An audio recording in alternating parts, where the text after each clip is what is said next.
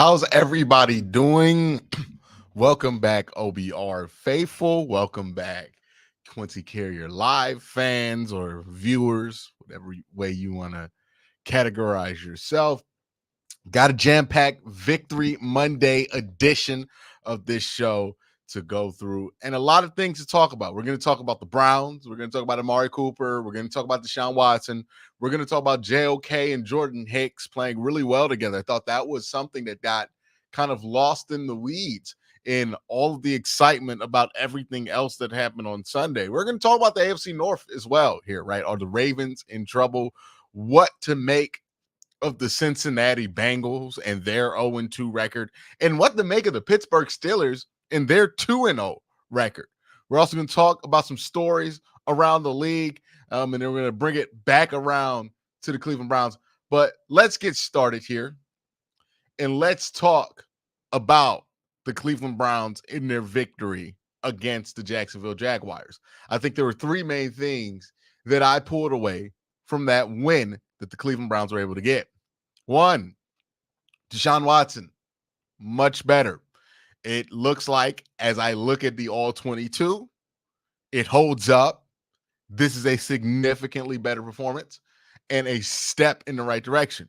Last week I said on this show, and I said on many shows, what you did not want to be doing was debating whether Deshaun Watson played better this week or last week. If we had to debate it, if it was arguable, it was cooked. It was done. We're not arguing that this week. Nobody is making the argument that Deshaun Watson did not improve from week 1 to week 2, or at least nobody who's going to be taken seriously is making that argument, because it's obvious that he was better this week than he was last week. So that's the best thing about what happened Sunday, because the quarterback position is super important. And the less questions we have about the quarterback position, then the better. Now, that doesn't mean that we still have no questions about the quarterback position. We still got a lot of questions about the quarterback position. But at least we know that he can hit that baseline, that average level of play he was able to get to in 2023, which was the concern, right? You watch week 1 and you thought to yourself, hey, did this guy regress? Right? That's what week 1 gave us, was that did he somehow get worse than 2023? This is a game that he would have put together against Cincinnati, against Baltimore, 22 of 34, 186 yards, 5.5 yards per attempt, which is not great, right? This is somebody who usually is in the 8 to 9 yards per attempt number. So that's something you want to see him get downfield a little bit more. But he's taking what's there. He got 1 rushing touchdown and 0 turnovers. This is what we should accept as the baseline of a Deshaun Watson performance. I understand with how the league has changed, and we'll talk about wider league trends a little bit later. We got some interesting stats to pull up on that, but we're not going to do that right now. But wider league trends, you understand that some of these overall numbers aren't going to be what they were 4 years ago. With the advent of all of these too high looks that defensive coordinators love, the passing production has taken a significant dip, right? We're at one of the lowest points of passing touchdowns that we've ever seen in the last 5 years. So you would expect some of those cumulative numbers for quarterbacks in general to dip in that kind of environment. So it's not that he's not getting to 300 yards. I could care less if he's getting to 300 yards. It's about, is he playing football that is helpful for the Cleveland Browns? I think the best thing about the performance last week from Deshaun Watson was that last drive, because that was closer to Deshaun Watson, the playmaker, right? Sneaks out of there, gets a throw off. This was the stuff that we saw against Baltimore that got us super excited, right? The playmaking stuff that hasn't always been there with Deshaun Watson and wasn't there in the first half of this game. He was able to be dangerous outside the pocket. He was able to be dangerous as an improviser instead of a liability when he breaks the pocket, right? That's what you want from Deshaun Watson. You want some of that. You want a lot of the taking what's there and taking things in structure that he gave you from this game. Probably a little bit more production. And then who knows if Amari Cooper is catching the ball at a high level, what Deshaun Watson's numbers look like at the end of this game. So Deshaun Watson, I thought it was a good performance from him and a step in the right direction. Still a lot to prove there from Deshaun Watson, right? You're going to want to see Deshaun Watson and this Browns team be able to win a game when they're going to be asked to score the ball at a higher clip. You want to see Deshaun Watson be able to win a lot of games with this Cleveland Browns team and eventually, want to get past the point to where we're excited about him doing a normal game manager performance. Like, my one goal for the end of this season is that we aren't sitting here talking about that first half in Jacksonville, right? Like we talked about that second half in Baltimore for a whole year because he didn't play because he got injured. I don't want to be sitting here talking about that first half of the Jacksonville game, right? I want Deshaun Watson to play so well for the rest of the year that we're not even bringing this game up in Jacksonville as one of his better performances because he's going to have 5 more that are better. That's where you want Deshaun Watson to be, and that's where the original expectation of Deshaun Watson was, and that's where it should remain at, right? Got to remember, then bring Deshaun Watson in to hold the fort down for a couple of years. You didn't bring Deshaun Watson in to be an average starting quarterback. You didn't bring Deshaun Watson in to be a game manager. You brought Deshaun Watson in to be one of the best 7 to 8 quarterbacks in the NFL. That's what the money's for. That's what the trade was for. That's the expectation. So while we are thrilled that Deshaun Watson did not look like one of the worst quarterbacks in the NFL this week, we also got to keep our eye towards the real expectation for Deshaun Watson, which is, hey, this is somebody we hope eventually was going to look like one of the best 7 quarterbacks in the NFL. We're not there yet. We're not even close to entertaining that discussion yet. But it's going to take a long way. It's going to take a lot more games to even get there. It's a big mountain to climb, right? After that Dallas performance, you could say that Deshaun Watson was down 3-1 in his career. We'll see if he gets to a game 7. But he's down 3-1. He's got to be undeniable to get this one back, similar to how the Cavs were undeniable in 2016. But that's where we're at with Deshaun Watson. Good first step. I brought up Amari Cooper earlier while talking about this, and it's a discussion that needs to be had. And it's a discussion and a question that really doesn't have an answer yet with Amari Cooper, because there's a lot of theories floating around online about if this is why Amari Cooper is playing bad, or maybe this is why Amari Cooper is playing bad, right? Some people have floated out there that they think Amari Cooper is playing poorly because of his feelings about the Browns trying to trade him in the offseason. Some people are speculating on if Amari Cooper has just simply lost a step. Some people are wondering if Amari Cooper is just playing himself into shape. I will say this. Of those 3 options, and there's plenty more options that could be on the table that I'm just not thinking about, but of those 3 options, I'm taking off the table the one about he's just mad that he got talked about being traded. That is not Amari Cooper.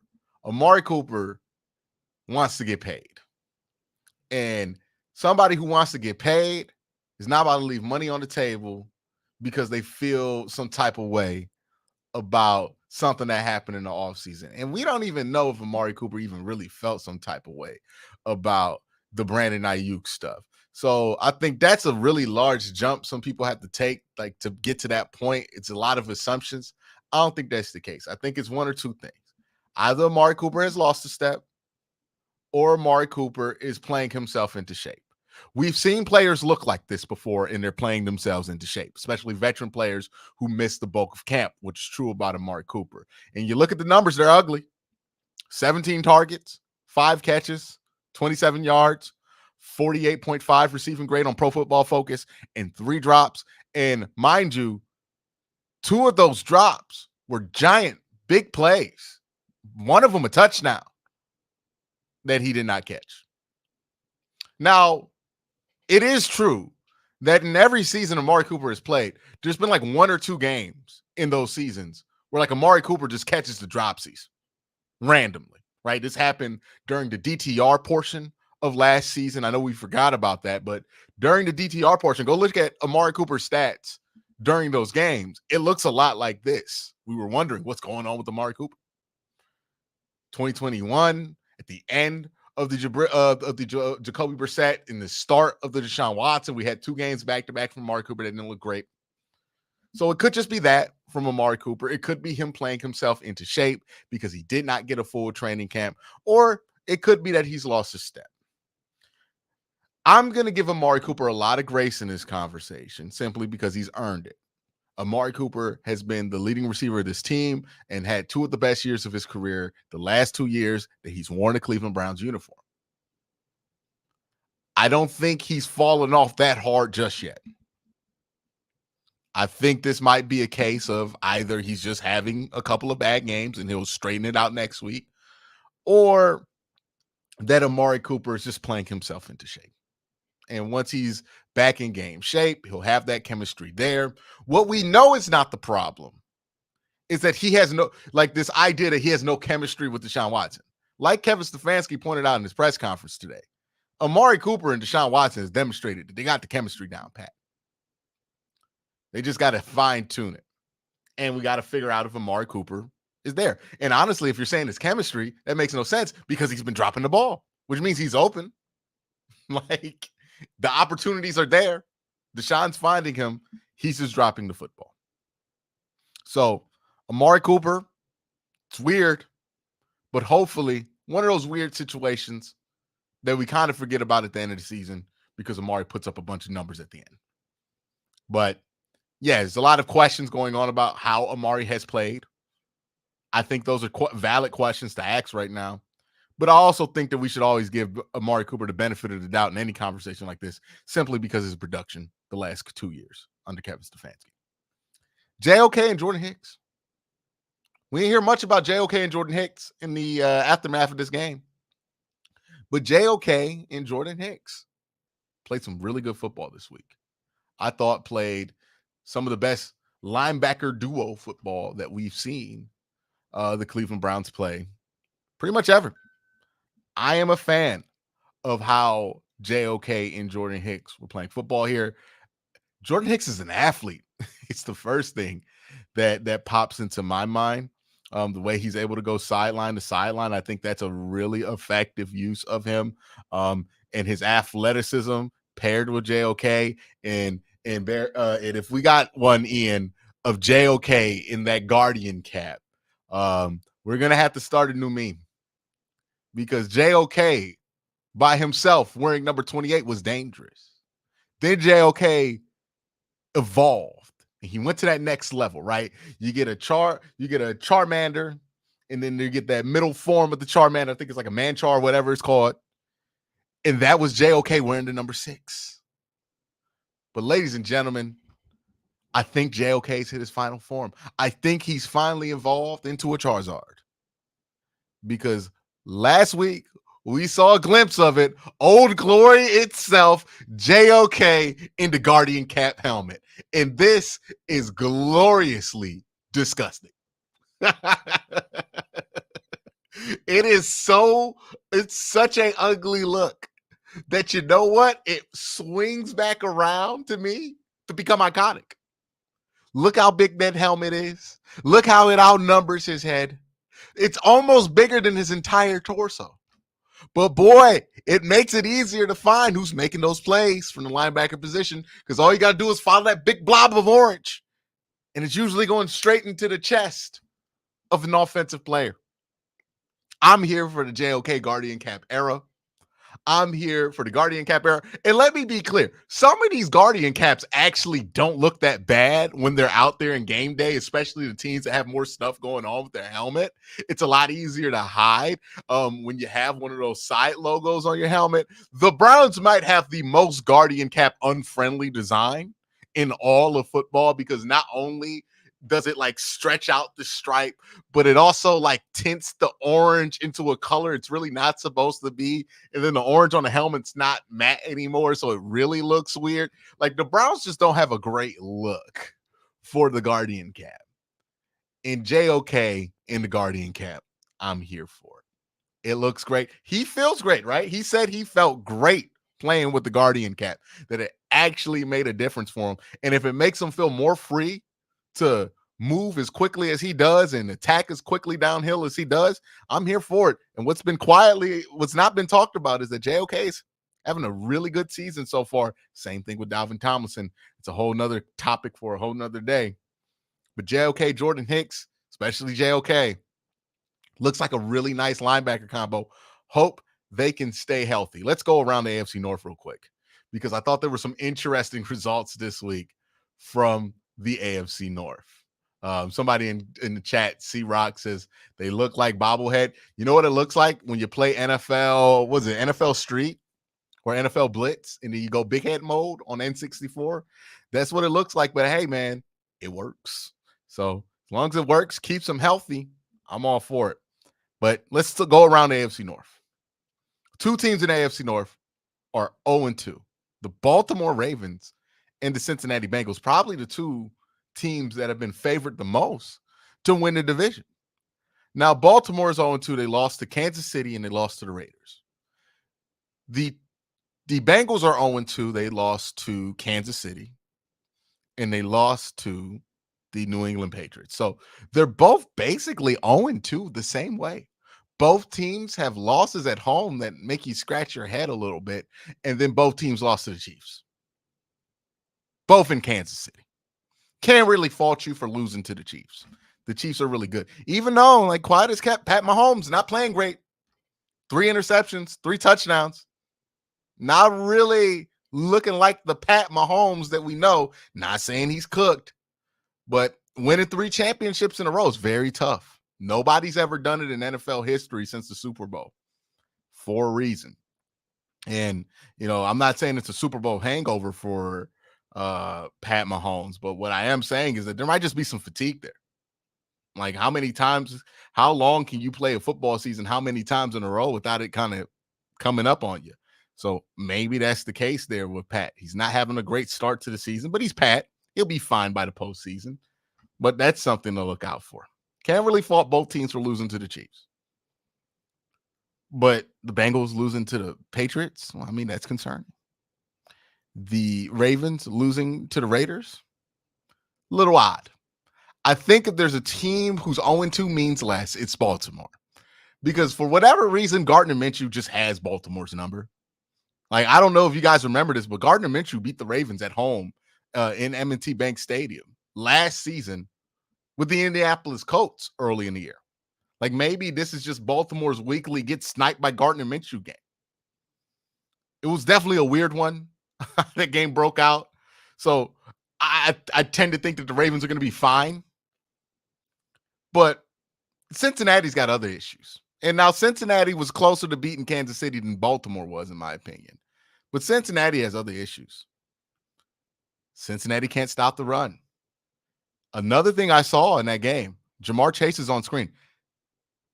Does Cincinnati strike you as a focus group to you when you watch them on TV? They don't strike me as a very focused group. Jamar Chase, at one point in this game, decided to just cuss out one of the officials because he didn't get a penalty. And, like, cost this team a crucial 3rd down. It went from like a 3rd and 6 to a 3rd and 22 because Jamar Chase just could not stop yelling at the official because he did not get a call. That team feels distracted. That team does not feel focused. You know what championship team feels like. They don't feel like that. They don't feel like those Bengals teams that went back-to-back conference championship games. They don't feel as focused. They feel like they're infighting. You got T. Higgins doing who knows what on the sideline. You got pass interference, obvious pass interference, happened at the end of that game. You know, for a couple of years, it felt like the Cincinnati Bengals were done with the whole bungle thing. But boy, every time they played the Chiefs since they made that comment about Burrowhead, they bungle up the ending. And it's their own doing. I wonder about Cincinnati. Yeah, I came into the season thinking Cincinnati was the surest bet of all the AFC North. But man, I'm shaky on that. Because if this was like usually when they play Kansas City, this is when the Bengals are the most focused they're ever going to be. It's against Kansas City because they convinced themselves that's a real rivalry. they weren't focused at all for this one. They played well enough to stay in the game, but also, let's keep it honest, Pat Mahomes threw them back into the game with his interceptions. This was not a focused Bengals team.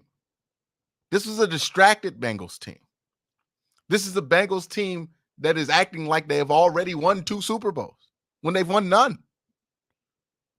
This is a Bengals team that looks like they're worried about contracts, worried about contract incentives, worried about getting and hitting certain numbers so they can get to certain contract incentives. Not really a Bengals team that's focused on winning. They look distracted. This isn't the same group that we saw out there. Now, that doesn't mean they're going to implode and be one of the worst teams in the AFC. But I don't know. I don't have much faith in the Cincinnati Bengals this year based on how they started. Now let's talk about the third team in AFC, the Pittsburgh Steelers. What to make of their 2-0 start? Now, keep in mind, they got to 2-0 by beating the Atlanta Falcons, albeit on the road, but the Atlanta Falcons, who we'll see how unserious they are in about an hour when they play their second game of the season. And they played I can't believe I'm blanking on it. What team? They just played them this week. They played, that's why. That's why I'm blanking. Because this might be one of the most forgettable teams in the NFL. Many of you might have blanked. They played the Denver Broncos. And let me tell you, I watched that game. I watched Pittsburgh play the Denver Broncos. The Denver Broncos never once posed a threat to score. Not because the Steelers defense was dominant. And look, at times the Steelers defense was dominant. They do look like an improved unit down there in Pittsburgh. But really because they just aren't a competent bunch down there in Denver. And I say this all the time about Mike Tomlin. If you watch me for any period of time, you'll know. Mike Tomlin wins games based on competency. A lot of teams will lose games because they're not competent. One thing you're always going to have with Mike Tomlin, you're going to be competent. And they're winning games right now based on competency. And a lot of people are talking about that offense being improved in Pittsburgh. They scored 13 points against the Denver Broncos. Against the Atlanta Falcons, they got to 18 points. 3 of those points were in garbage time.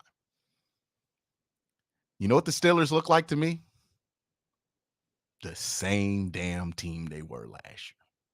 That's what Pittsburgh looks like to me. The Steelers look like the same exact team they were last year. Can they run the ball? A little bit. Can they throw the ball? They can get some deep shots to George Pickens, right?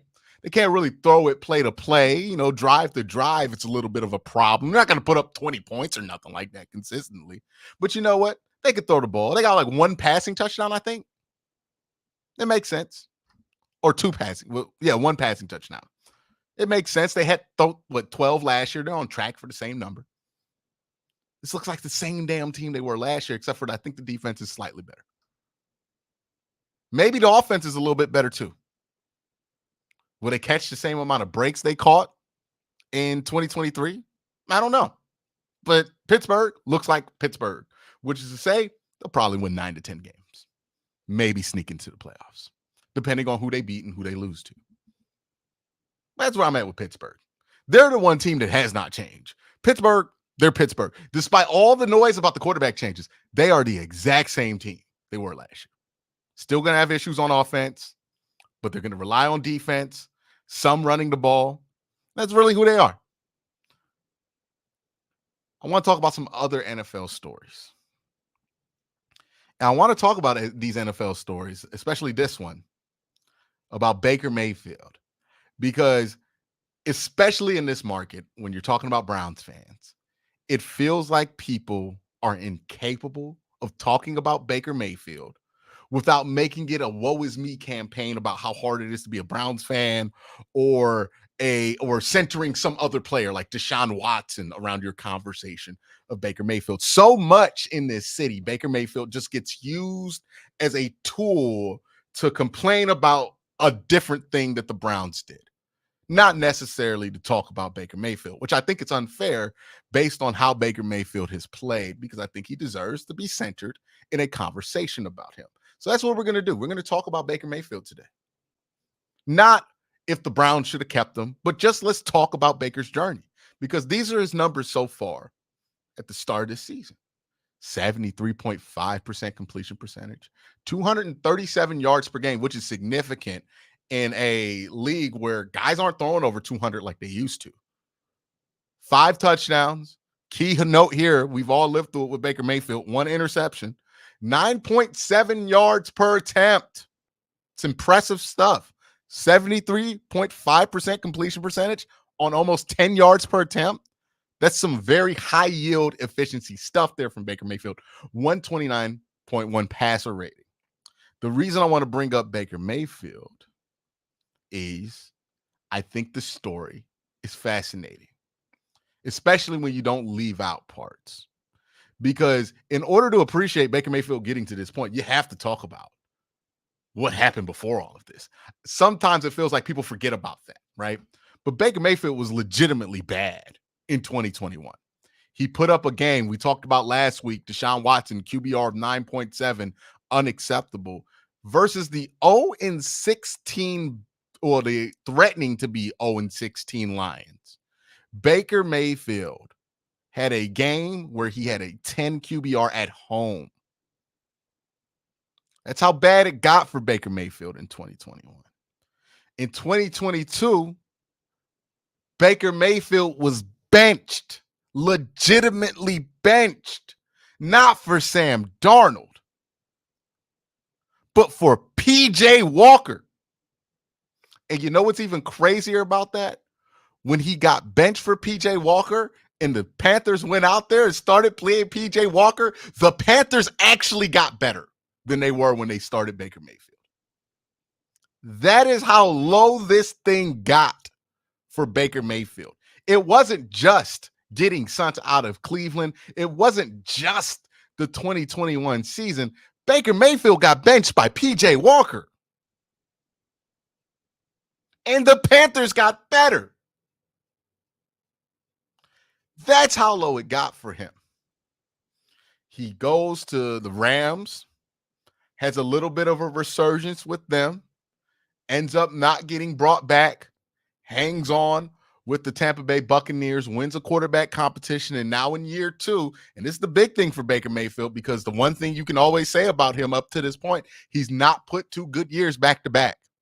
It seems like he's on verge of putting 2 good games back to back. Now, the 2 teams he has played with the Detroit Lions and the Washington Commanders, it's been pointed out to me that both those secondaries weren't considered very strong last year. Detroit actually lost Cam Sutton, so they got even worse. So maybe this is just a consequence of Baker Mayfield playing bad secondaries. But even if that's the case, I think these numbers are still impressive, because they're still NFL secondaries. They're still NFL defenses. We don't have to be woe is me Browns fan about this. We can appreciate the climb that Baker Mayfield made. And we can also appreciate that Baker Mayfield needed that climb to get out of all of this. That Baker Mayfield needed to be humbled and traded from Cleveland for a 6th-round pick, and for them to go after Deshaun Watson, and then also get benched for PJ Walker and eventually released from the team outright in Carolina, and then picked up by the Rams and then not chosen to be brought back. There was a lot of humbling that needed to happen for Baker Mayfield to get to this point to where he's going to take the coaching, he's going to be where he is, and then grow into a place where he's confident enough about where that offense is to where he can start doing this. He had a game-winning drive against the Detroit Lions. Like, this is real progress. He's gotten much better. I don't think he makes that progress if we just force him to start in Cleveland. I think he needed this journey. Sometimes people need the journey to become better, right? And Baker Mayfield needed the journey to become better. And I think that's best for everybody. So congrats to Baker starting off the season strong. And I hope at some point we can all understand that, so we don't have to be in this weird combat zone every time Baker Mayfield's brought up. Like that we can just be like, yeah, man, I appreciate what Baker did. It went wrong at the end of his run, and then he had a resurgence in Tampa Bay, and I'm happy for him. That's all. We can be normal about this and just leave it at that and be thankful that Baker Mayfield was able to do what he did at the beginning of his Browns run. Unfortunate that it went down the way it did at the end. And then, thankful he found his way back. Doesn't have to be that hard. But, the internet and how people react on the internet, and then people get polarized on the internet, and then somebody from one side says something mean to you, and now you're a forever asshole about this subject. And that's unfortunately what the discourse has been with Baker Mayfield, when I think this is a story that's just fascinating. When you look at how far it went for a guy who was a number 1 overall pick in a quarterback-loaded draft, and how much he had to go through to get to where he needed to be where he is. So good on Baker Mayfield. Got that second contract, making that money. Good on him. Let's also talk about another thing going on around the league. NFL passing touchdowns down. Yardage down. The age of the 5,000-yard passer, it seems to be over with. I got some of these stats that we're about to put on screen here about where offenses are going. I was shocked. Right now, the NFL, they're averaging about 193 yards yardage per game. It's under 200 yards. That is down almost 30 yards from last year. An 80.5 passer rating, or 85.8 passer rating, down from 89. Sack percentages, highest it's been in 32 years, 7.8%. Quarterbacks are being sacked like never before. They're being less efficient than they've ever been, and they're throwing for less yardage than they've ever thrown for. Well, not ever, but recently. They're throwing less touchdowns. They're throwing for less yards. They're being less efficient. It's the shifting tides of where the NFL is at. This is shocking stuff. By the way, what's up? All those running backs that people told you didn't matter?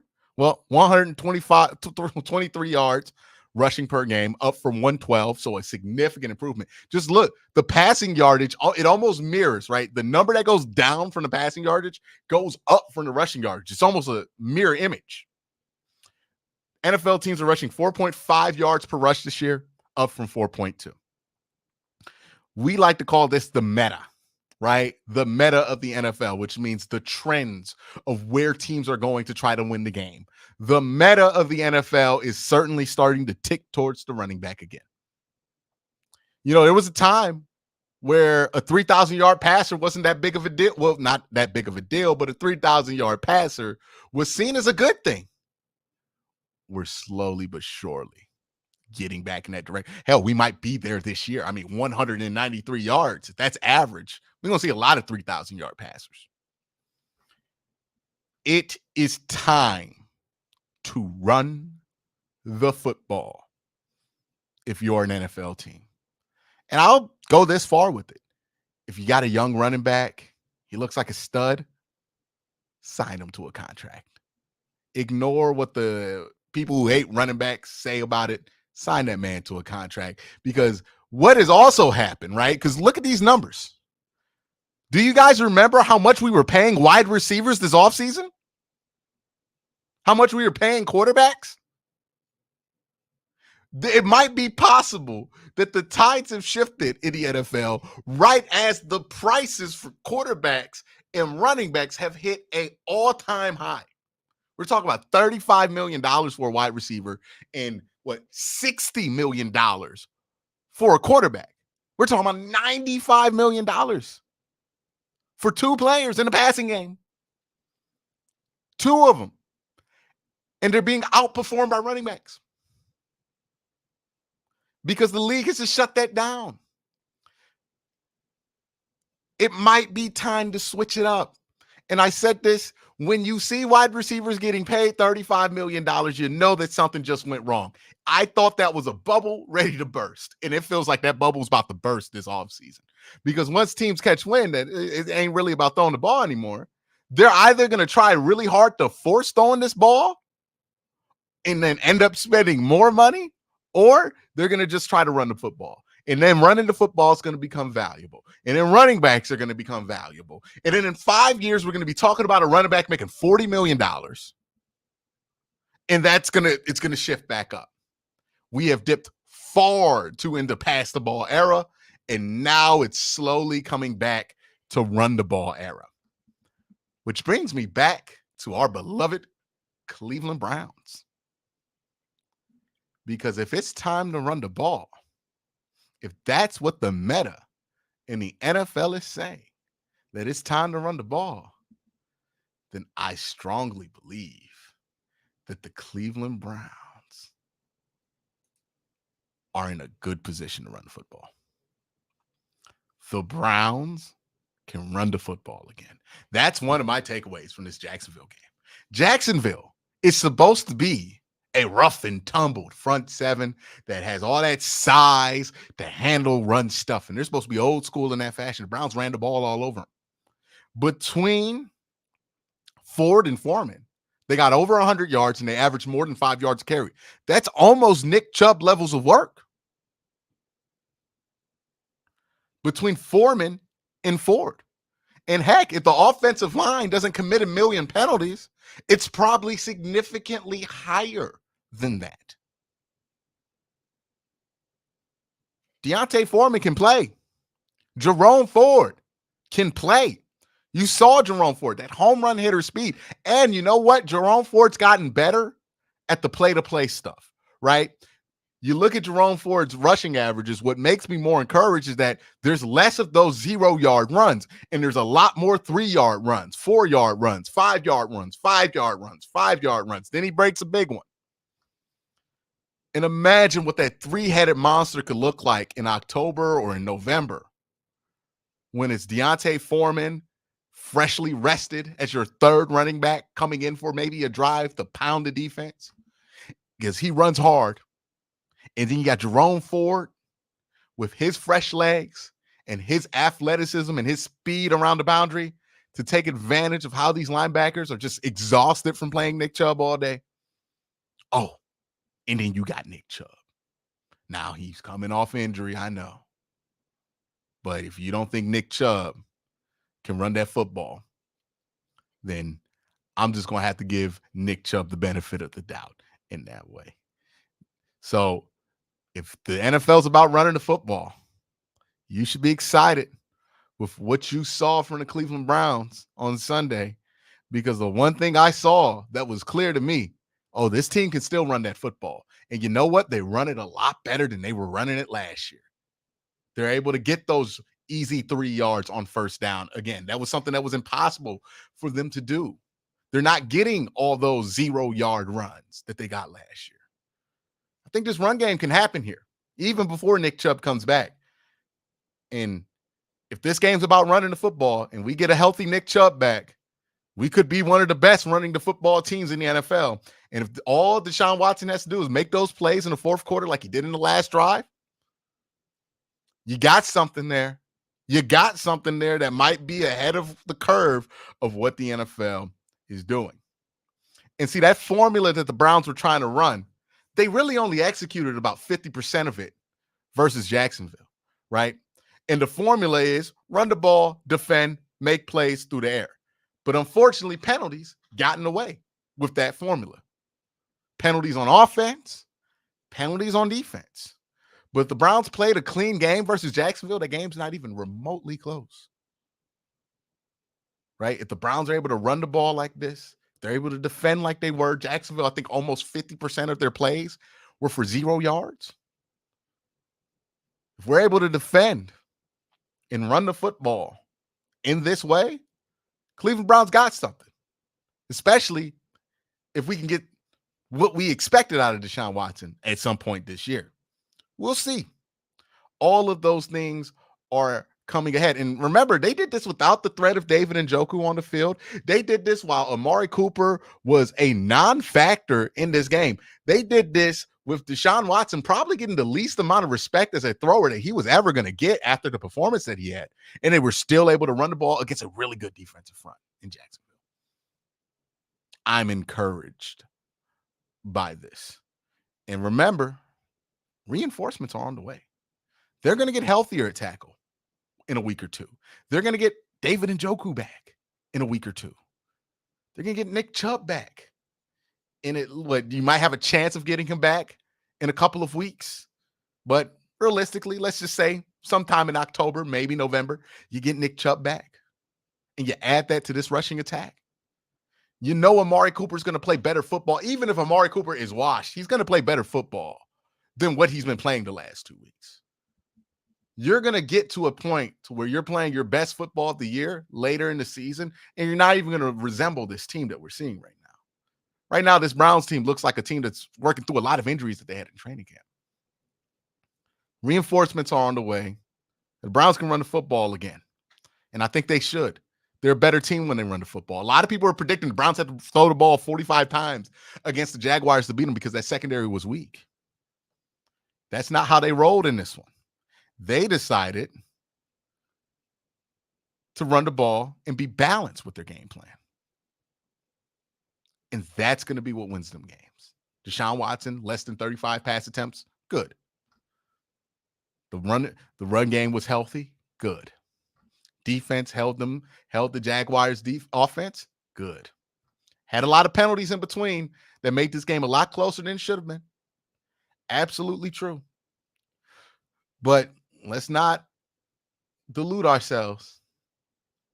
This Browns team showed glimpses of who they could be against a very talented Jacksonville Jaguars team, a team that some people expect to be in the playoff run.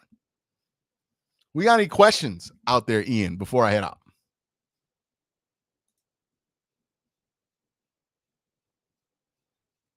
See, we got Pound the Rock. Did losing Callahan hurt them? Now, this is in reference to the Bengals for this one. Okay, so did losing Bill Callahan hurt the Browns? I don't think it has in the way that people are trying to attribute it. Some people are saying that the Browns are holding on the offensive line because of their offensive line coach being changed out. That is just not a good excuse. The Browns held for reasons that are individual in that game, not about who their coach is. And look, let's be honest about it. The Browns run game looks a lot better than it did last year. And you know who's in charge of the run game? Andy Dickerson. I just sat here and raved about the run game that Andy Dickerson has been at the head of with Deuce Staley for like the last 10 minutes. And then we're wondering if Bill Callahan is responsible for the offensive line holding a couple of times. No. You know who's responsible for the holding? The people who did it, right? Ethan Posick and Wyatt Teller. That's who's responsible for the holding.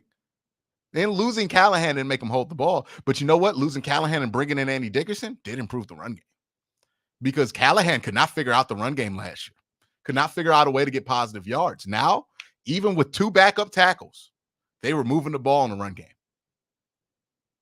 So I don't think it's Callahan that's causing it. I just think they're holding for whatever reason. Can Q explain the motion penalties? I don't even think the NFL can explain the motion penalties, man. Like they haven't been consistent on the motion penalties. They haven't been consistent on when they're going to call a motion penalty a penalty. They haven't been consistent on what constitutes it on the orbit screen. The NFL has done their normal NFL thing when it comes to these orbit penalties, which is they just calling it. It's a point of emphasis. They have no real reason for calling all of it. They just want to call it more to say that their point of emphasis was effective at the report that they put together at the end of the season. But like 2-3 weeks, you won't see as many of these called. It's just the NFL being the NFL. Because every game I've watched, they haven't explained all of these motion penalties. It's not just happening to the Browns. This is league-wide. They're not explaining it. I can't really give you a straight answer on that one. Like, they just don't have one. Do you think the Browns will be better against the running quarterback teams? I mean, they just played a team with a running quarterback, and you saw how Jordan Hicks did a great job of shutting that down in the red zone. So, I mean, Trevor Lawrence, I mean, he got comped to Cam Newton coming out of college. He's a runner. They were able to slow him down. Dak Prescott, they were able to slow him down, at least running the football wise. So I would think so. Having a better athlete at linebacker is a big part of slowing down running quarterbacks. Having a guy who's a little bit more alert and looking for that is a big part of it. So we'll see. You know, they play Daniel Jones this week. I guess he's more of a runner, or at least we think of him as more of a runner than Trevor Lawrence, but I don't think that's true. I don't think Daniel Jones is more of a runner. I just think Daniel Jones is mediocre, and the only thing he does good is running the football, so we just call him a runner. But he's not a better runner than like Trevor Lawrence. That's just the only thing he's good at, so we just only talk about that with Daniel Jones. But yeah, you play Daniel Jones this week. I think you should be able to contain him. I think they should be better at it. I think that's why they brought in Jordan Hicks. Do you think Chubb will be back mid-October? It feels like that seems right when he comes back. Do you think he'll be back to run a full load? Not week one. I think he'll probably be back somewhere. I think the team thinks if he gets back in October, that's a win, right? That is a win for them if he gets back in October. Will Chubb get a full load when he first gets back? No. They're probably going to slow play this. We know how Kevin is. We know how Andrew Berry likes to be with these injuries. We are seeing it right now with the two tackles. They will wait until they feel like those guys are well past 100%. And once those guys are well past 100%, they'll play limited snaps, and then they'll play full snaps the next week. They're going to take it nice and easy with Nick Chubb coming back from injury. So that's where I think they're at with Nick Chubb. Grant Delpit has taken another step in run defense. He was already good. I mean, Grant Delpit was always good as a run defender too. I think we forget this with Grant. He was number one on the team in stops in 2021, that year, 2022, the year the Browns were historically awful stopping the run. And I think, you know, he's a run stopper. I don't think he's a play-to-play run stuffer, but what I do think Grant Delpit does well is he gets TFLs. And getting TFLs is a vital part to the Browns' plan to attack the run, because if they get those TFLs, that discourages the run. And when you're in that wide nine that the Browns are in, you're going to get gashed every once in a while, especially if a team knows how to attack it. It's about discouraging teams from being able to run the football. But, you know, that is my time here on Quincy Carrier Live. We have some other shows here on the OBR network to get to. It's going to be Barry and Fred Greetham, from my understanding, coming on next. You guys take over. Hopefully I got them warm for you guys. Peace. All right. Thank you, Quincy. Great show as always. Love the positivity. And let's roll, Fred. We are here to talk a little bit about that win over the Jaguars, 18-13, a nail-biter win. It is our new night, Monday. Hope you're enjoying yourself, Fred. How are you doing? Doing good. Got to be positive coming off a win. Absolutely. Absolutely. It's a good Monday when the Browns win, even if that was a little bit more of a nail-biter than maybe we deserved. But it was a good day and all that sort of stuff. Well, let's get going. If you are familiar with the OBR Weekly program, where we run things a little bit different than Quincy does, we're really geared up for your questions and your comments. We like reacting to those. That's how we run the program here. I've got a couple things I want to talk to Fred about, but really we rely on your comments and your questions to guide the program. So fire them off in the chat room on YouTube and on Twitch or X or Facebook or wherever you happen to be watching. We will jump on them and try to get them into the show. and we will build the show around you because we want to talk about what you want to talk about rather than my inane questions, and we'll go from there.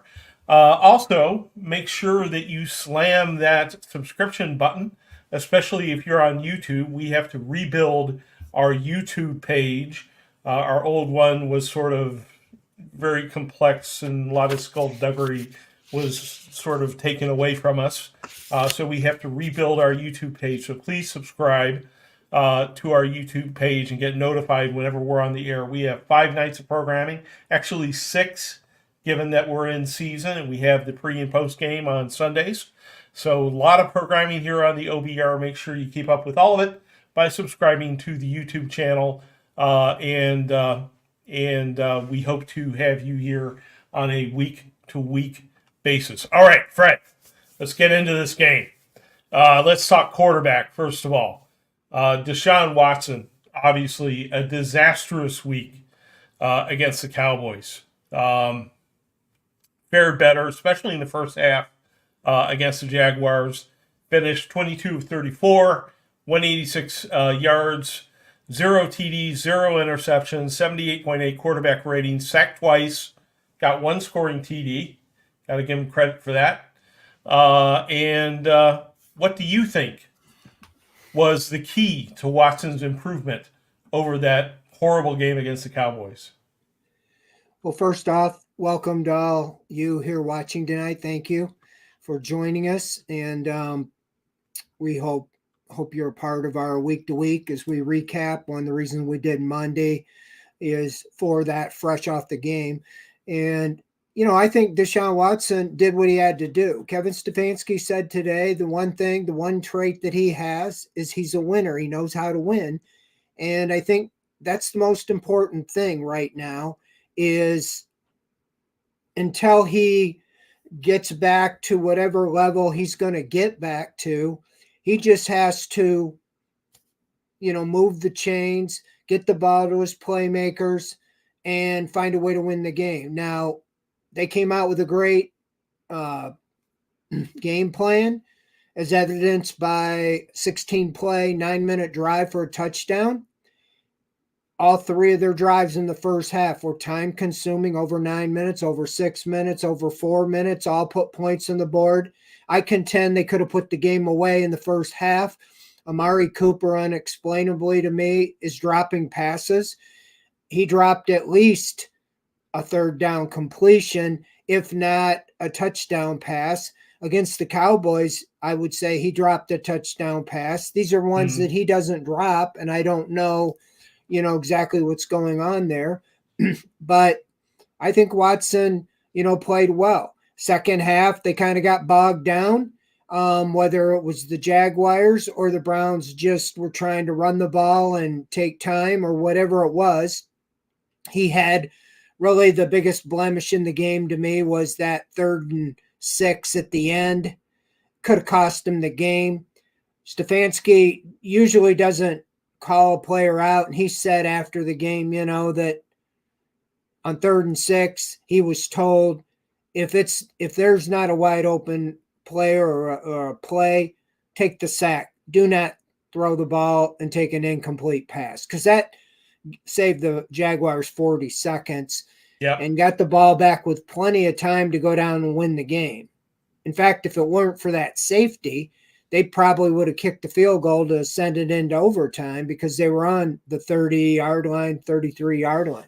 So, yeah, that was a big blunder by Watson, but by and large, overall, I thought he outperformed Trevor Lawrence, and everybody wants to complain about Watson's contract, $46 million a year. That guy, I think, is getting $55 million a year. Right. And I don't know if the Jaguar fans think they got $10 million more, out of Trevor Lawrence yesterday. But yeah, it was above average, averaged above average. First half was above average. Second half was about average. I mean, against the Cowboys, it was below average. It was poor.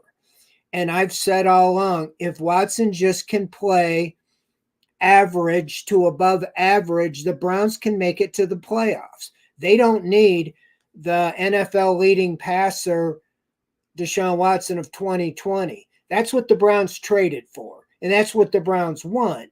And maybe he can get there by the end of the season.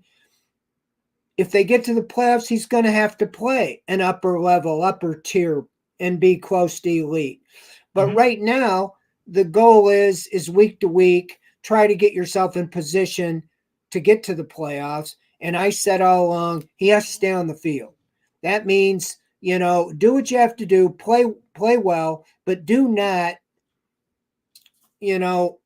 avoid, excessive hits and whatever you can do to stay on the field. Because if he's on the field, I think the Browns, will do well.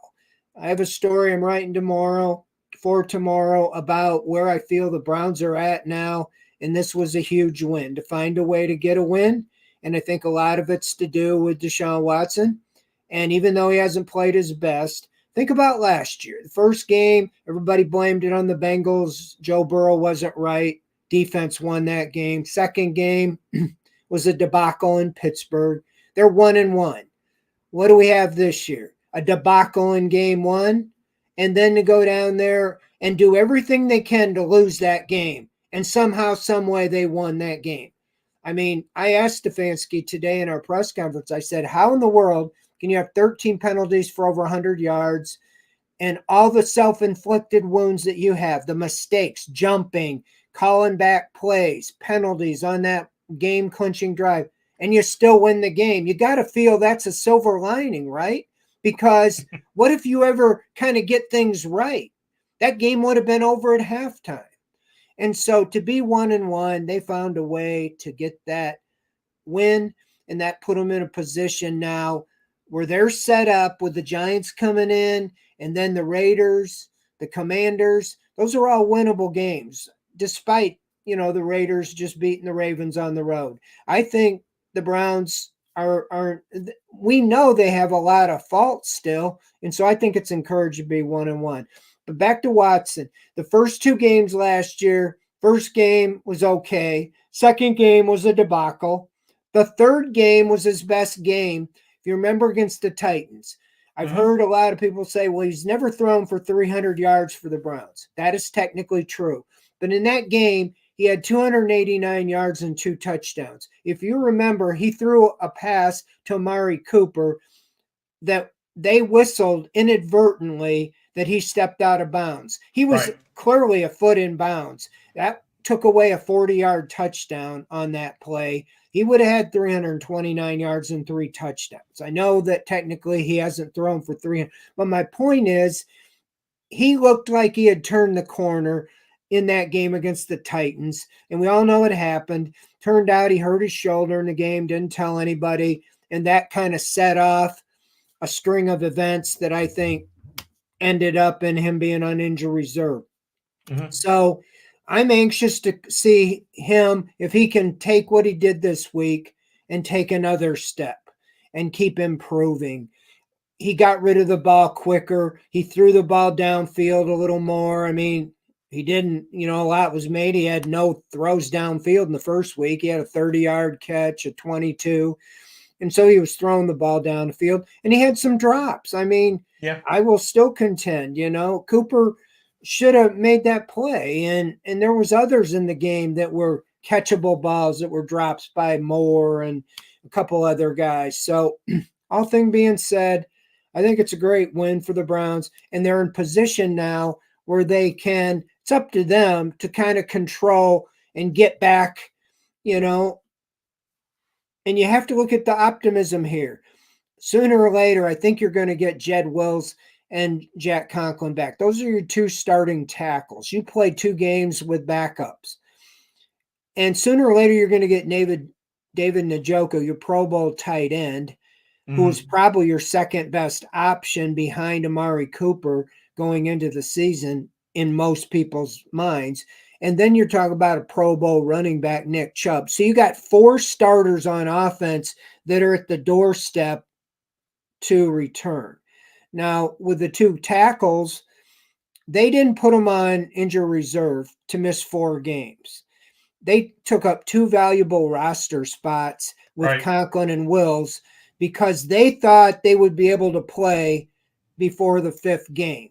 So now we're going into the 3rd game. That would tell me they had to think that Conklin and Wills, or Conklin or Wills, will be ready to play probably this week, at least one of them, and then maybe both of them game 4. I don't know why else you wouldn't have put them on injury reserve, because it was only 4 weeks.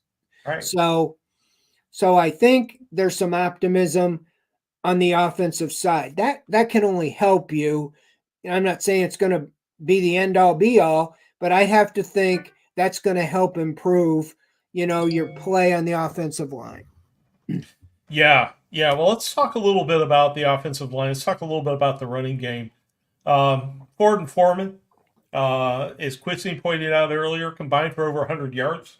Now, granted, 36 of that was sort of on a trick play, the run on 4th down, or the end around by Ford, but it's a big improvement over the week before.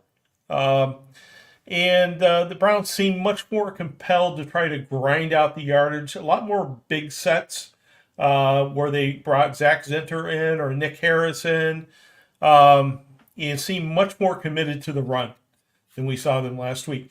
You think, next week we're facing the Giants, and as much as people don't think the Giants are very good at playing football, they do have a guy by the name of Dexter Lawrence in the middle of that line who is pretty dominant nose tackle.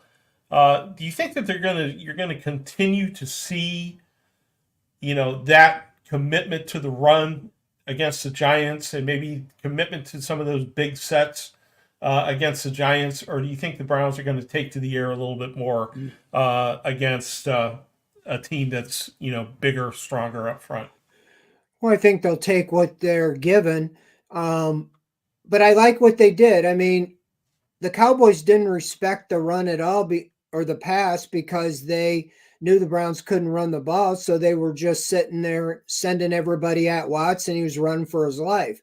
I mentioned on this show and even writing that I felt, a Nick Harris might be used in the backfield. I wasn't expecting him in motion, but, I think that was a good move in Zach Zinter, getting him some experience, but also, without Njoku, that took a big passing weapon out of the offense. And so you might as well turn it into, a blocker and make sure your quarterback's protected. I felt like Watson got the ball out quicker.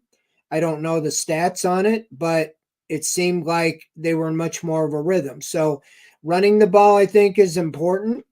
And I like Deontay Foreman. I liked when they brought him here. I was surprised that he did not, get involved or even play in the first game.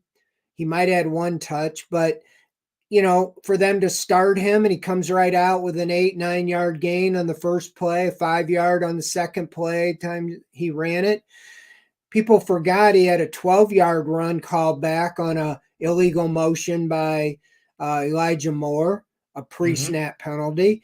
And then he committed the own foul. That 15-yard face or the 10-yard face mask negated a 15-yard run that would have effectively iced the game, because, another time or another first down at that point, the Jaguars were past, the point with the 2-minute warning and their timeouts. But, that set off 3 penalties in a row, and 3rd and 36, and it kind of almost turned into a complete disaster.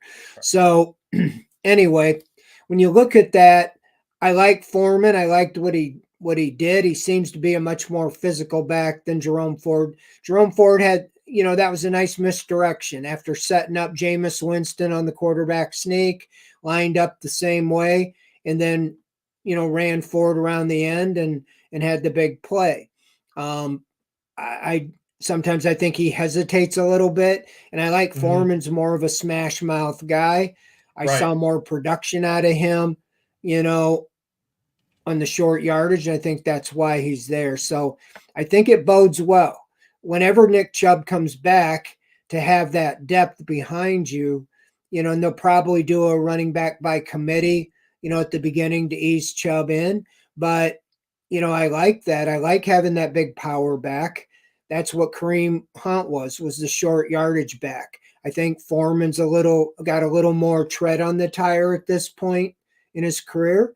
He looked like he had a good burst. And so, yeah, I mean, they rushed for 125 yards. Last week against the Cowboys, that was not the final stat showed they had like 93 yards rushing, but you had about 36 by scrambles by Watson in the fourth quarter.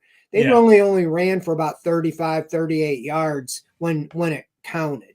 So I think it bodes well. It helps them all the way around.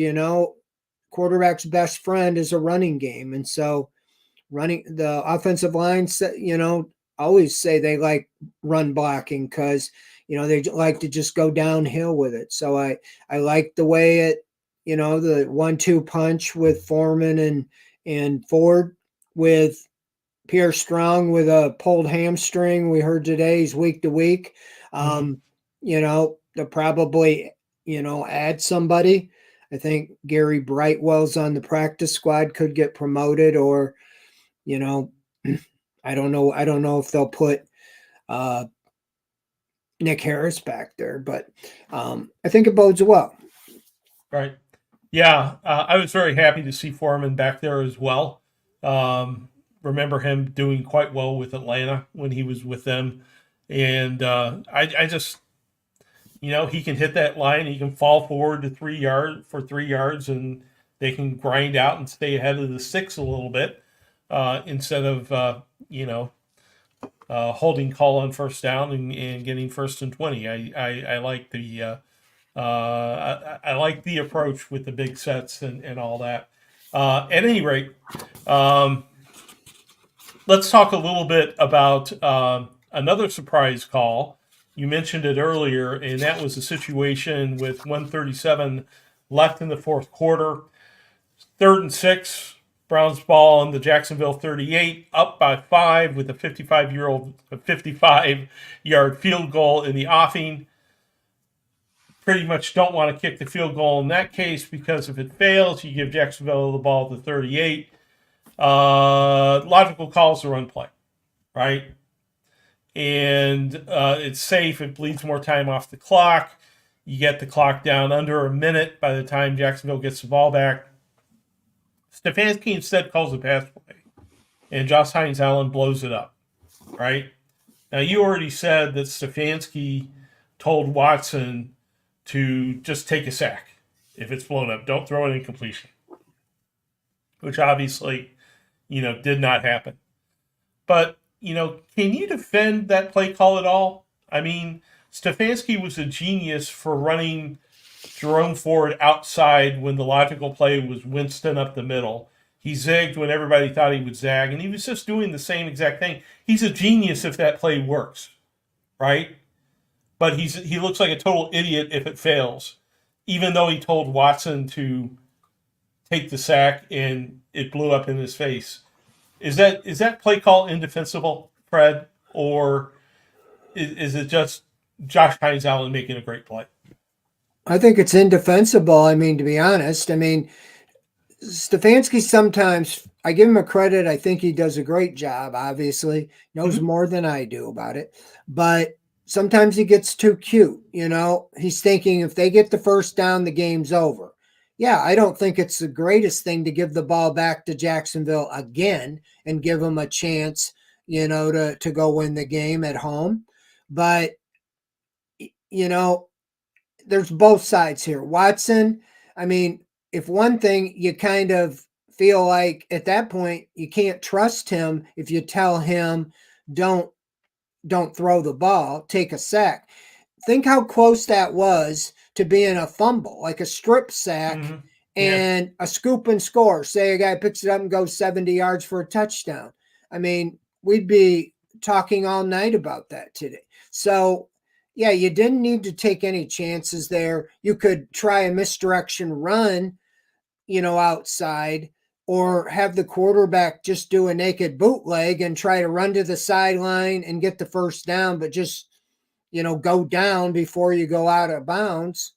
But to even take a chance on throwing the ball there, what I thought of, and a lot of fans probably thought of that are watching here, is think of that Seattle game last year with PJ Walker, 3rd and 2, I think, they get the first down. I think the game, they can put it away, and he throws it off the helmet of the safety, and it's intercepted, and the Browns lose.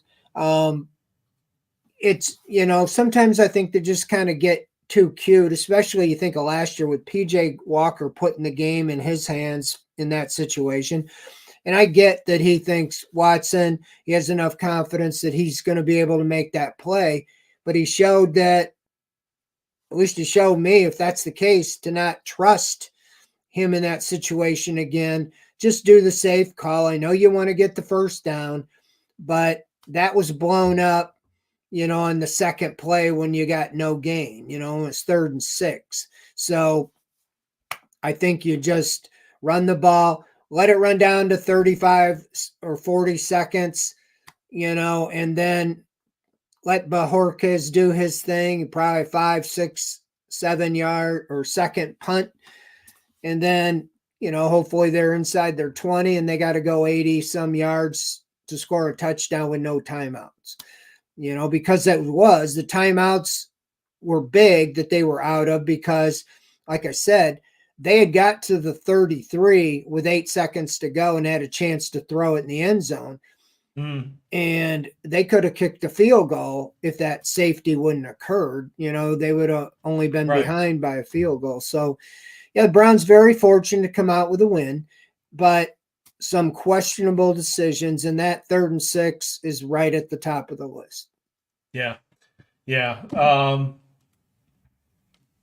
So no quarter given here. Sometimes the obvious thing is the right thing to do, right? And Stefanski certainly getting too cute by half there, and it almost blew up on the Browns. But they did win, so can be forgiven, I guess. We're going to get to questions here in just a second, but I want to talk about the wide receiver situation first. And we had a question or comment here that I want to highlight from Fumble 13. He says, Amari Cooper has either looked disinterested or he's ticked about the trade talk. I don't think it's the latter. I don't actually think it's either. But obviously there's something going on with Amari Cooper. Do you think that this is a matter, Fred, of him not being there for much of training camp, not getting out there in preseason, having some rust, needing to play into shape? Or do you think it's a matter of just not having this chemistry with Watson yet? They just haven't been on the field together. Do you think maybe he's slowed down a little bit? He's getting a little bit older.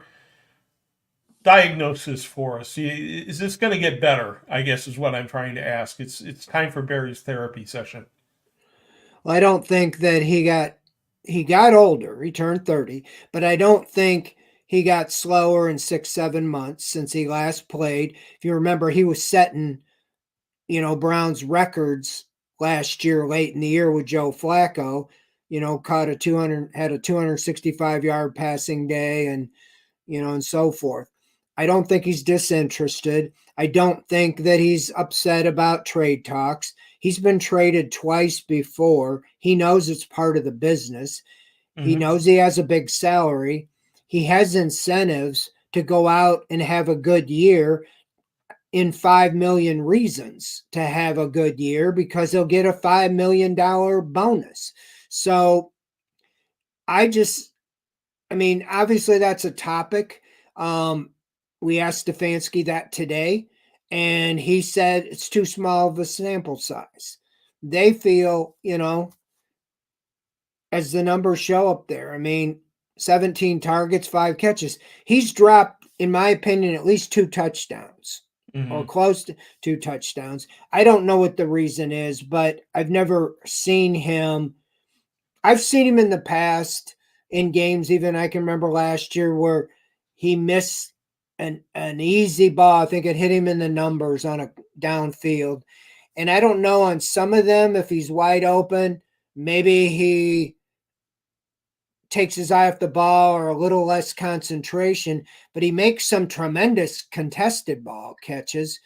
I remember that one Flacco threw to him like it looked like there was defenders everywhere, and he caught it near the sideline, went for a touchdown. I think he'll be fine.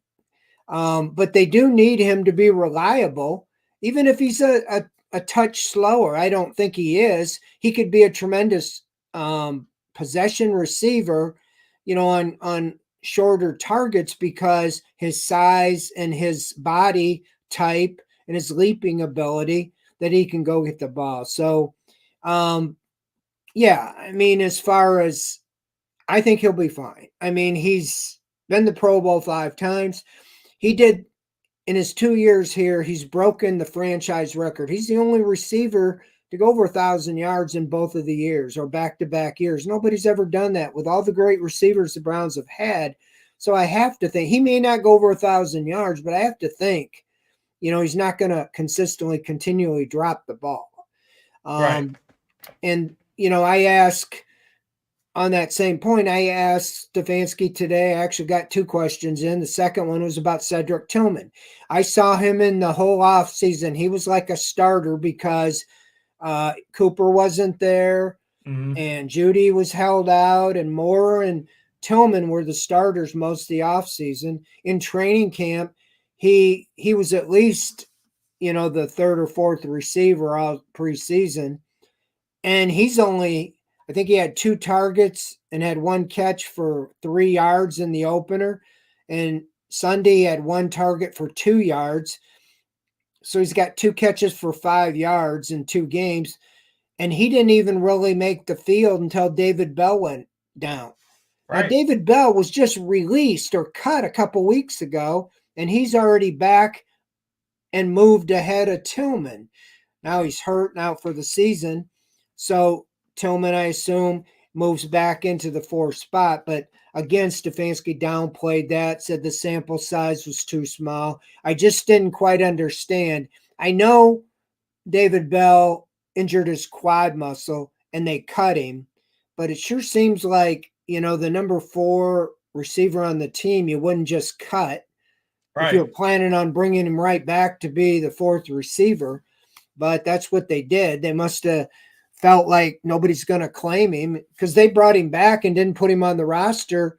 They put him on the practice squad, and then they promoted him to the active roster last Wednesday when they had the injury, to several more guys they went on injury reserve. So as far as Cooper, I think he'll be fine.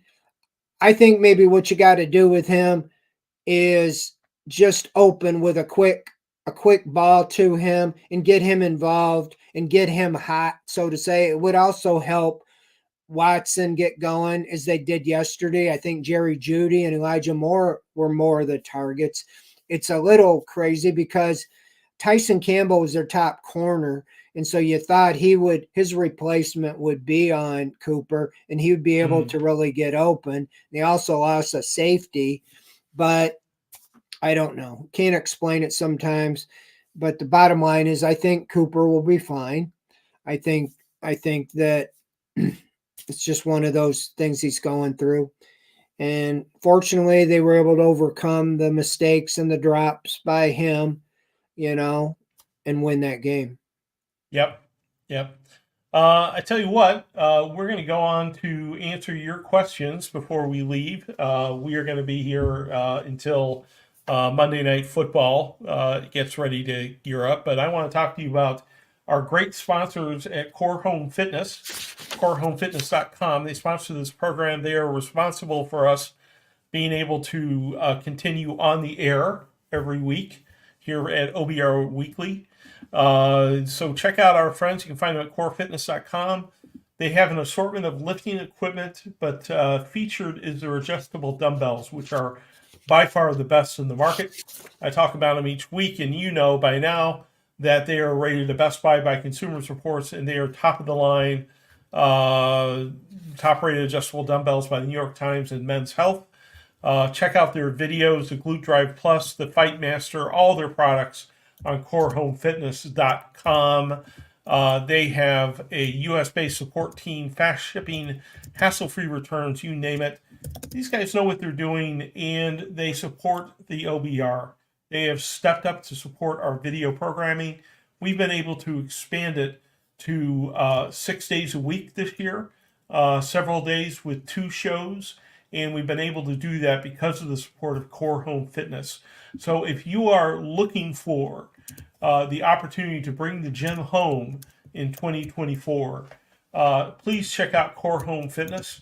They've done great by us, and they'll do great by you if you're looking to get in shape. So there's our sponsors at Core Home Fitness. Now let's get on to your questions. This first one is from Rissabear. Said, I like the way the linebackers stepped up this week. What are your thoughts? I think Jordan Hicks is a major upgrade over, Anthony Walker. He's much faster. He, had a sack. He's all over the place. I really liked what I saw from him. And I think a pair with him and JOK, they're really, getting the tackles for loss. And Grant Delpit. I mean, JOK had 2 tackles for loss yesterday. Delpit had 2 tackles for loss. Those are like sacks. And Hicks had a sack. I think he had another tackle for loss. So I like what I see with those 2 guys. Those are your primary 2. You got Tony Fields now out on injury reserve and Mohamed Diabate as well. I like what I saw from Winston Reed, the undrafted linebacker. On special teams, he drilled Bigsby on that kick return and caused the fumble that the Browns recovered. But some crazy new rule, the kicker, who's not even involved in the play, wandered across the 50. Yeah. And that was, took away another score from the Browns. They'd have had the ball in the red zone. That's what I was talking about, having a chance to put the game away. But yeah, as far as haven't seen a lot out of Bookie Watson, but I like what I see with Hicks and JOK. If they stay on the field, I think they're gonna really help in the run game because of that defensive line. It's freeing them up, and they're just kind of like seeking the ball and the ball carrier and going and make plays. So I think that's a great thing, for them as they continue, the more they play together. And, Devin Bush isn't playing a whole lot. Somebody asked, I saw a question there. He only had a few plays. He didn't have any tackles. I think he's mostly on special teams. But, right now he's the depth, behind Hicks and JOK.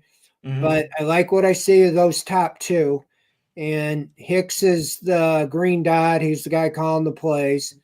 And I know I think he's over 30, but he's very quick, and I think he's a great compliment to Owusu Koromoa. Those 2 guys right now, I think, are playing great. They list Bush as the starter when they play 3 linebackers, but they're not in 3 linebacker very often. And so he didn't have any stats, and I don't think he played more than 3 or 4 plays on defense. Jack Duffin put up how many snaps they were in defense. I think he mostly is playing on special teams, but they signed another linebacker last week. I don't think he played, but yeah, those 2, they're making up for it with extra defensive backs, extra linemen on defense. Right. And Hicks, of course, knows Schwartz's defensive scheme from their time in Philadelphia, so he fits right in. But speaking of snaps, what do you think about Denzel Ward getting being on the field so rarely? Does Stefanski talk about that at all today? Yeah, a little bit. I think Ward talked the most about it after the game yesterday, is that he was on a pitch count. He was listed last week, shoulder injury, but he fully practiced. Mm-hmm. I think they just had him in on the key passing downs, and I don't have a problem with that. If he's a little dinged, I mean, if he's playing at all, obviously he's healthy enough to play.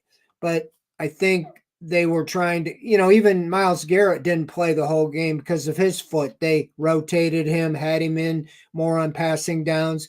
Ward, let's face it, he's a cover corner, and when they were in passing downs, he was going to be on the field. So it wasn't concussion or anything like that. It was a shoulder. So he's had some problems with his shoulder in the past.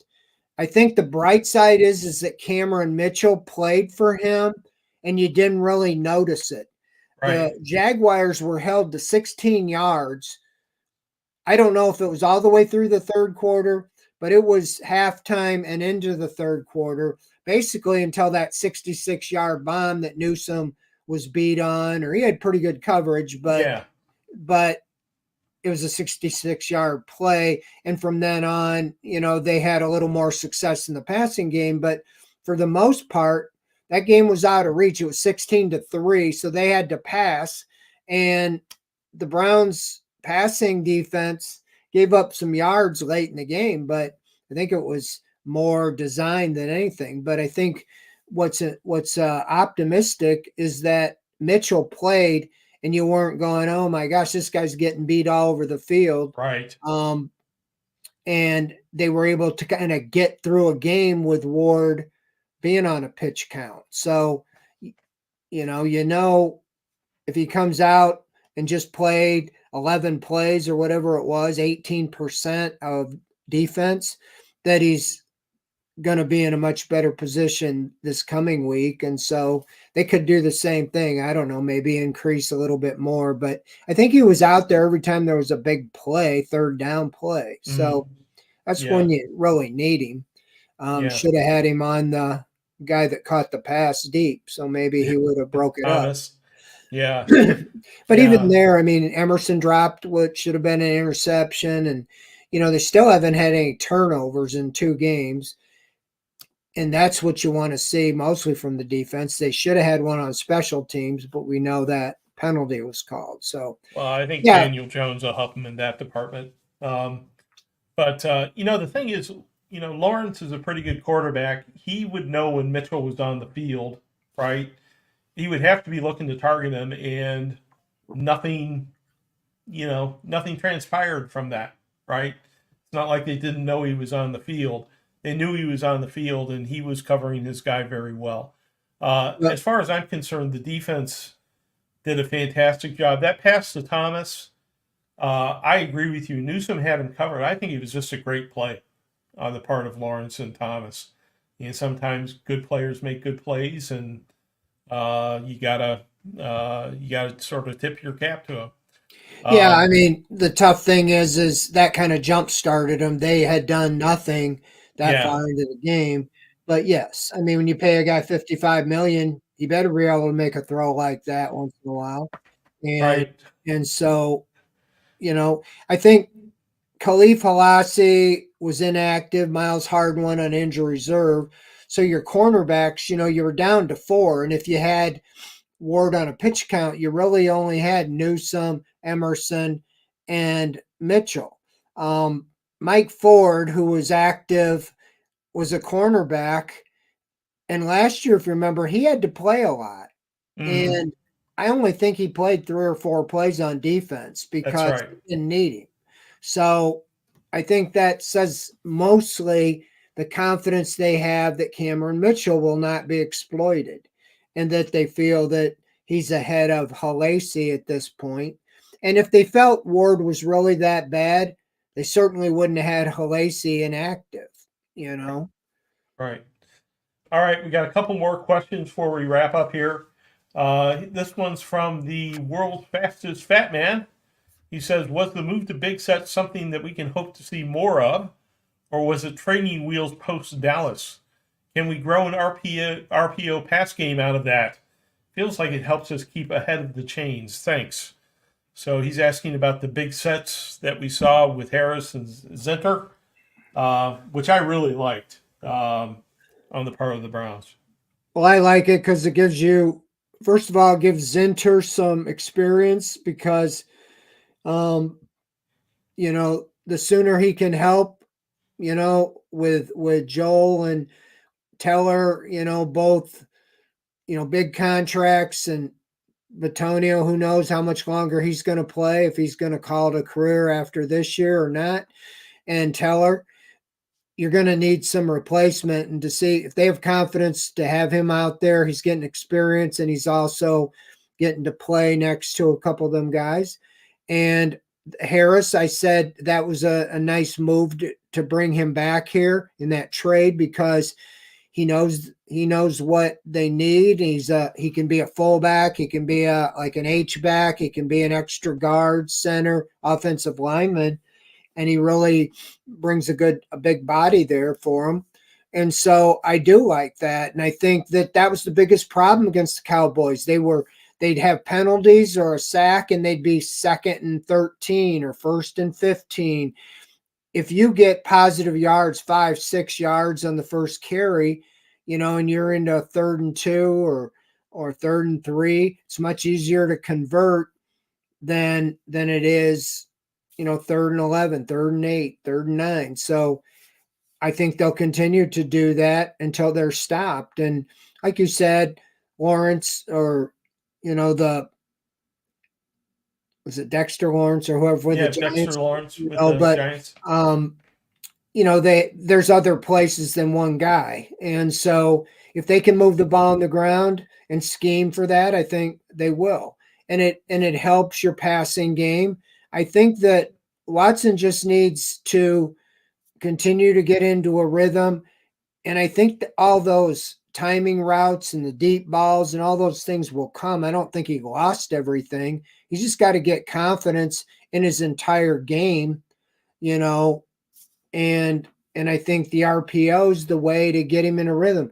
Every time you saw him in that first series, he was in a rhythm. They went right down the field, and he made the plays. And even, like I said, I think it was the second one where Cooper dropped it. I mean, that was a perfectly thrown ball. I mean, on 3rd and whatever it was, would have been a first down, maybe a touchdown. You could have had a 14-0 lead. And so, all things being said, I think the RPOs is a good way to go at this point. Yeah. The one thing about Watson, once he gets into a rhythm, he can be scary. I mean, he threw that pass to Judy on the sideline, which was bobbled. It was a very risky pass. It was almost intercepted. But once Judy pulled that down, it just seemed like he got into a rhythm, and they just marched down the field.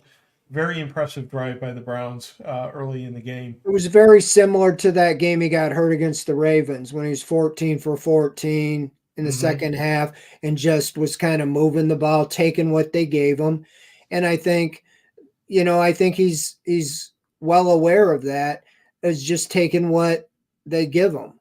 And that's what I said. Right now, they're missing some playmakers in Njoku and Chubb and a couple tackles. I think it doesn't always work that way, but it should bode well as the more they play, the more timing he gets down and rhythm, all the way around the offense. Right. All right. Question from Greg O. He says, relative to the Trevor Lawrence Hail Mary at the end of the game, how close was that pass to being completed? I've only seen the long distance camera shot. How nervous were you, Fred, when that ball started coming down? Well, I didn't look at it really. I don't think I saw it more than once because I just was immediately writing. But I didn't think it was that close. I thought the Browns got their hands on it. In fact, thought they could have intercepted it if they. So I don't know if it was McLeod or who. We talked to him a little about it today, but no, it was more so just that they even had a chance in that position after the safety. I'd have to think most Browns fans thought the game was over, Right. And especially when they did that sky high punt onside kick, which I've never seen before, that the Browns got the ball at, I don't know, 30-yard line or something of the Jaguars. Seemed like it was over. And then they just went into penalty mode. Right. But yeah, so all in all, that's the end of the game. Anytime anything can happen, in those situations. So you just really don't want to put your defense in that. I think the defense was the unsung hero to hold the Jaguars to 1 touchdown on the road. Last year at this time, we were complaining about the defense. They were giving up 32 points a game on the road. And after being 8-1 at home, they couldn't play at all on the road. Yesterday, they go down to Jacksonville and shut them down for all practical purposes, through 3 quarters. You can't hold somebody down forever, but I keep contending if the offense wouldn't have shot themselves in the foot, the self-inflicted wounds, they would have put that game away at halftime. Right. And I agree. Jaguars would have probably had better numbers in garbage time, kind of like how the Browns did at the end with the Cowboys. You look at the stats at the end of the Cowboy game, you'd think the Browns weren't too bad because they got so much garbage yardage at the end of the game. But no, I think the defense, that's what you were expecting from them, and they had 5 guys going injured reserve last week on defense. Now, the most notable were Mo Hurst and who else was it? The starter that went on defense. But you lost Harden, you lost Hurst. Thornhill. Yeah, the starter was Thornhill, so Hurst and Thornhill were your frontline guys, but then your depth is helping you out. So I think the defense, Jim Schwartz talked about it. A loss maybe it'll help you refocus, and it did. I think not that they played that bad against the Cowboys, but they just didn't come out and shut them down to begin with, and they did so with the Jaguars, and they allowed the Browns to put up the points. They allowed them really to put the game away if they wanted to in the first half. They just, in spite of themselves, did not do that. Right. Let's quickly knock off these last 2 questions before Monday Night Football starts. Sancho Bermuda wants to know if you're going to be at practice this week. Going to be at practice this week, Fred? That's what I do. That's kind of my office out there in Berea. Absolutely. Now, we don't get to watch a lot of practice now that the season. We're allowed to watch the first 20 minutes. Mainly, they stretch, and they've added a new element where they put in special teams after stretching, and they mandated we're not allowed to film the special teams. So we can film stretching, no special teams, and then they go to individual drills, which they used to do individual drills right after stretching. So you got 15 minutes of watching them throw passes and do what they do. Now that's cut down to about 5 minutes, and then they shoo us out of there. So that's why there's limited footage, coming from practice. But yep, I should be there Wednesday, Thursday, and Friday. Well, keep your eyes open on the OBR YouTube site for stretching videos starting this week. I don't do those. You don't do stretching videos? All right. Unless that's all we can see of the big man. Yeah, exactly. All right. Last question from Sancho Bermuda. Does Fred respect the Steelers, Ratbirds, and Bengals? I have my opinions on this subject, but they want to hear yours. If so, how much? Oh, yeah. I mean, I've said many times, any team in this conference or division, I think, can win it. I think any team could finish 4th. It's that tight. Browns could be first, they could be last. A lot of it's going to come down to their division games. They play 6 of them, over 30-year schedules in the division. The Ravens and Bengals obviously are 0-2. They've really put themselves, statistically, only 10% of the teams in the NFL since 2007 have made the playoffs starting 0-2. That's why it was so important for the Browns to win that game. But, the Bengals have done that before. And last year, the Texans did that at 0-2. So, no, I nothing's a given. The Steelers, they're doing Steeler things. The defense is shutting everybody down, and they're scoring just enough. I think they scored their first touchdown of the year yesterday, but in 2 games, I think they have 1 touchdown, a lot of field goals. And it's much like it was last year, it seems so far. But you hope that Fields or Wilson, either one, doesn't kind of get on a hot streak and they become a legitimate offensive team, because that defense is formidable. And so Yeah. I think when you have a defense like that, they can be in it. We saw last year, made the playoffs, and you don't know how they made the playoffs. So, I respect all those teams. I think all four of them are playoff caliber teams. I think that there's a good chance 3 of the 4 will make the playoffs like they did last year. I think it's the best division in the NFL. Right. Well, if we go into my opinions on those teams, we'll be here another 10 minutes and Monday Night Football will have started. So I'll just hold my tongue at this point and thank everyone for attending, joining us, and for your questions and comments, per usual. And thank you, Fred, Sensei Fred, as always, the legend, for bringing your expertise from the sidelines in Berea and from Cleveland Browns Stadium to us here on OBR Weekly. Thanks a bunch. And also, of course, to our sponsors, Core Home Fitness, for supporting all the OBR video programming. So thanks, everyone, for hanging out with us. We will see you again next Monday night for OBR Weekly. Good night. Thank you, everybody, for checking in. See you next week.